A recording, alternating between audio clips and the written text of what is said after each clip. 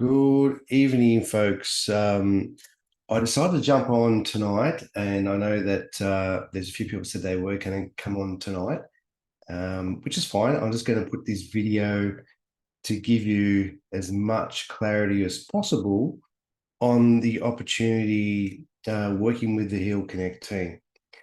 Now, a couple of things I will run through. Firstly, I'd like to let you know who's part of our Heal Connect team. So it's myself and Carol, and there's also part of our Mindset Master NLP team. And Kim Brown, she's also an NLP trainer. She's in Melbourne. And also Heidi March, she is in Coffs Harbour. She's completed all our training. She's also a clinical hypnotherapist. So we've got some pretty neat people on the team.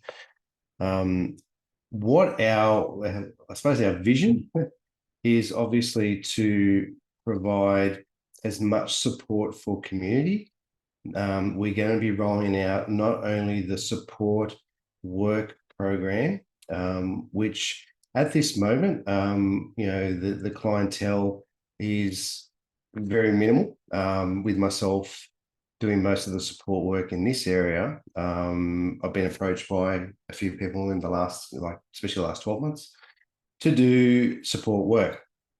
However, to expand on that, and I know there's a couple of coasties who are already in the group, is that the more that we put it out there that we're available to take on different types of clientele, and we need to know obviously what capacity each support worker wants to do. So some people may want to do it part-time 1 day a week, or part-time 3 days a week, or a 5-hour shift here or a 3-hour shift here.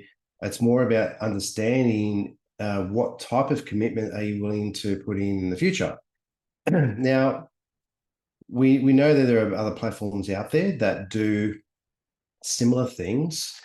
Example, Mabel was probably one of the biggest ones in the country. So they've got a pretty neat subscriber list, and also support network. They also do aged care as well. However, it's a pretty big system for those guys. But in saying that, I also see there's a little bit of some holes in the market that can be filled. And that's where we've got guys like us to, feel into what's important down on the ground. And that's why I've been doing the support work to understand, well, what's going on within the families, what kind of communication is happening within the families, how can we improve that from our perspective. So things like our group programs, which will be rolling out pretty soon, in different modalities, not just in what we do with hypnosis or mindfulness or meditation, etc.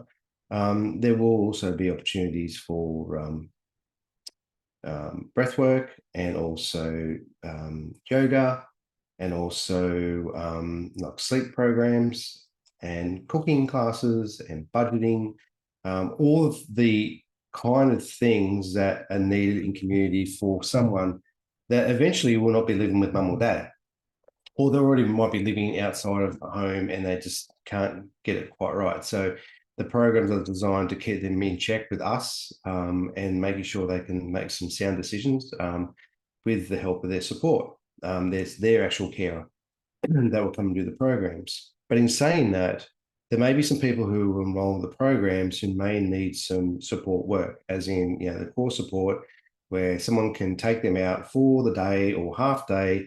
The kind of clientele that we want to invite is clientele who are happy with the core base rate, but also too that as we really want to design the support work of being a flat rate, even on a weekend, is that they'll come back more often, meaning that, if they're using us regularly, I'll give you an example. Like I've when I first started, I had some clients who I did charge a higher rate. I'm still way under the NDIS actual rate that we could charge.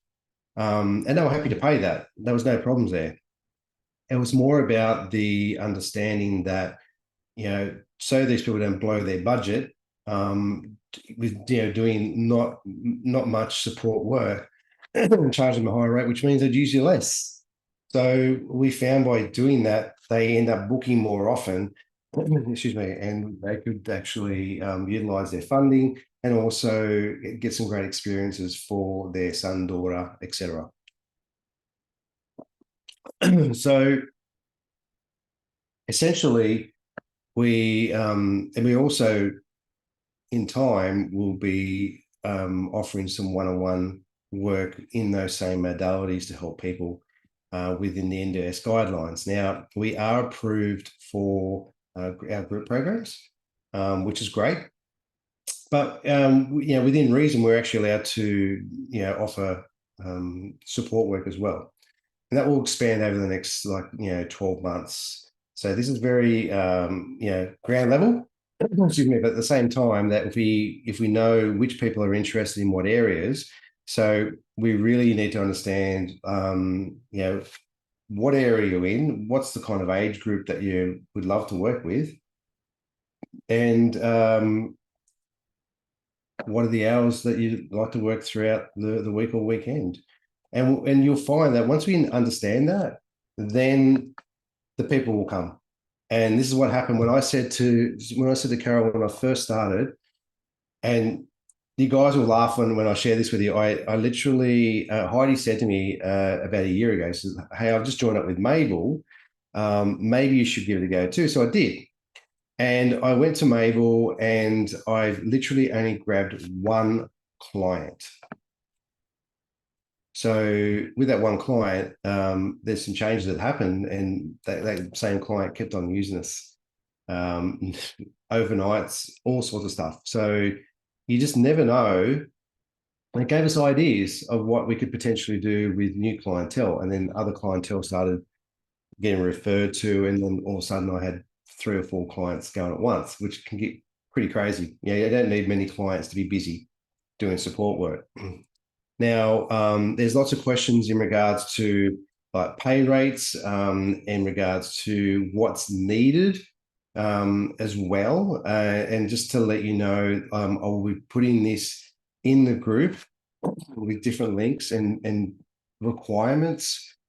So I'll just see if I can pull up this email. Okay. So some of the things that we need to become a support worker, that's requirements that I've filled out in the past. There is a workers orientation module. There is and I'll have links to that as well. Excuse me. Infection prevention and control for COVID-19. That's just a requirement. The police check, there is a fee. It's about $55 last time we did it. It's under the nationalcrimecheck.com.au. The NDIS screening needs to happen as well. And you'll find because of that, you'll be able to put down, I think near the end of the application,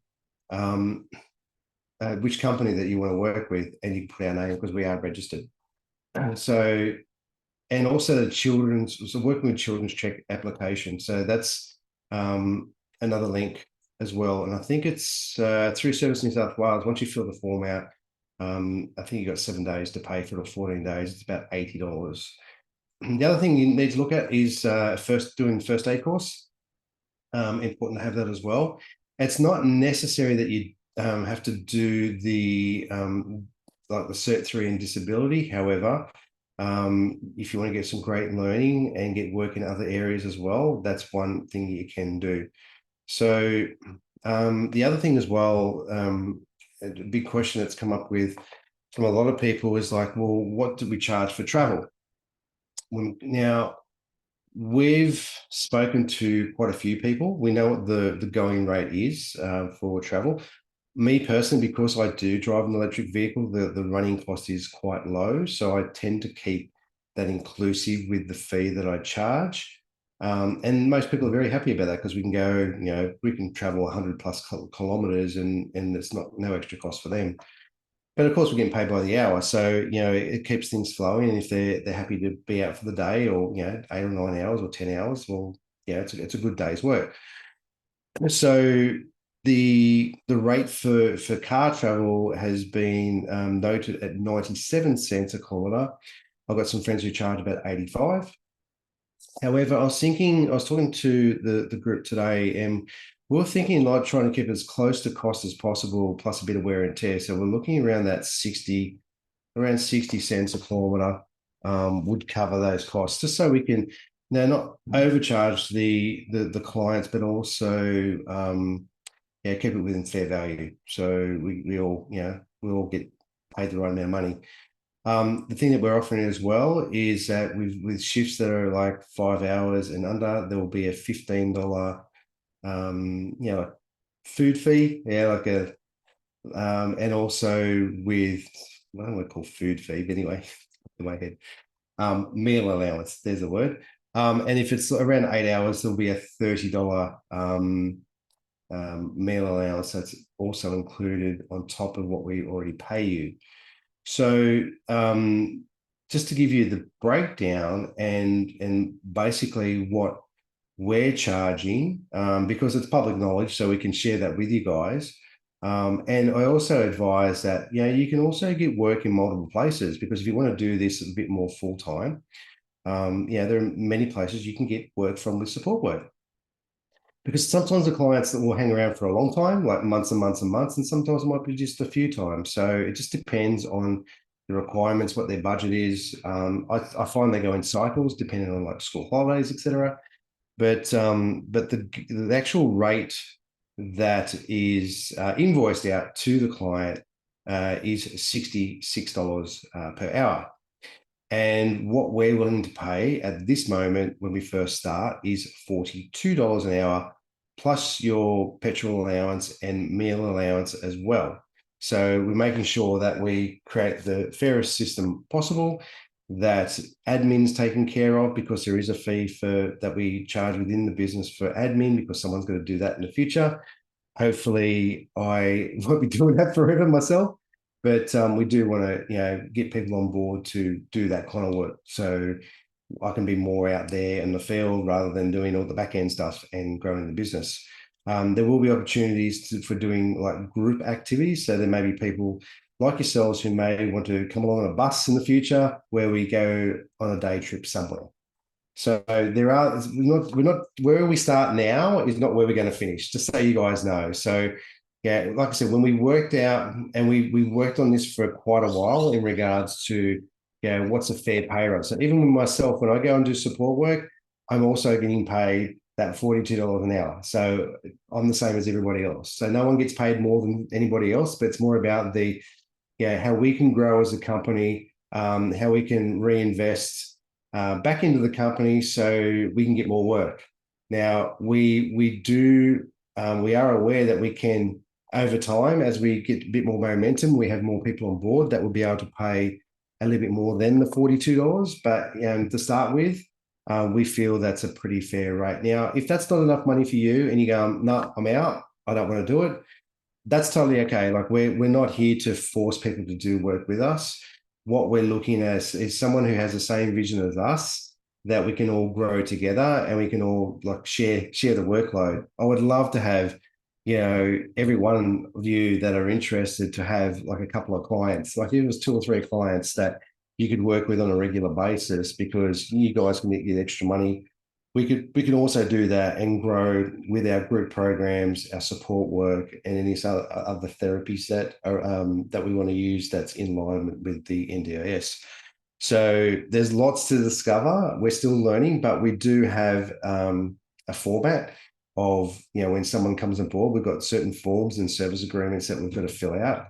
So all those things, we'll be able to get in the questionnaire of like what kind of person can match these people who are ready to jump on board. So just keep that in mind, that if we know what you guys are interested in, and if we need to obviously do some one-on-ones, which I'm happy to do, I feel that once you get some ideas from tonight, but also sharing with your network what you're doing, because you will find, and this is what's happened with me quite a fair bit, is that there are people in our friends list on Facebook who have NDIS funding. And because of that, by doing posts, they feel that they can trust us as a company and trust me personally in regards to support work, and also trust Carol if there's any work that they want to do one-on-one.